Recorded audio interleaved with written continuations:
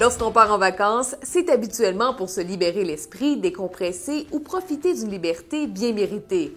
Or, au volant de votre VR, une mauvaise manœuvre ou un moment d'inattention pourrait ruiner votre escapade estivale.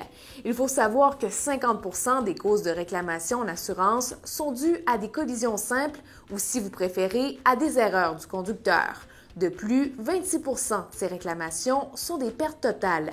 Voici donc quelques bonnes pratiques préventives pour éviter les accidents.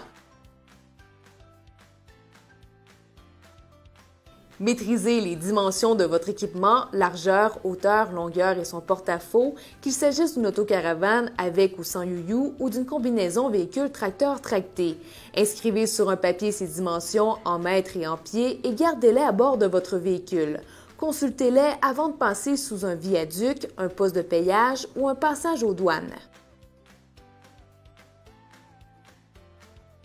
Les dimensions de votre VR ont évidemment un effet sur les angles morts. Elles deviennent plus prononcées. Lorsqu'un conducteur effectue une manœuvre de dépassement sur l'autoroute, sa voiture disparaît de votre champ de vision pendant un long moment.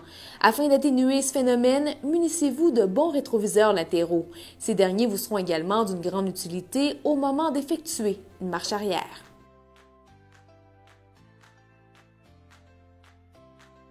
Un VR est plus lourd qu'une automobile, donc la distance de freinage sera beaucoup plus longue.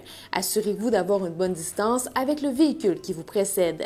Les autres conducteurs ne connaissent pas vos intentions, comme des changements de voie, virage vers un stationnement. Indiquez clairement la manœuvre que vous désirez effectuer en utilisant les clignotants, les feux de freinage ou les feux de détresse. Autocaravane, caravane à sellette, caravane, tous ces véhicules sont de dimensions considérables et n'ont rien à voir avec une voiture conventionnelle. Vous devez donc adapter votre conduite pour éviter de vous retrouver dans une fâcheuse situation.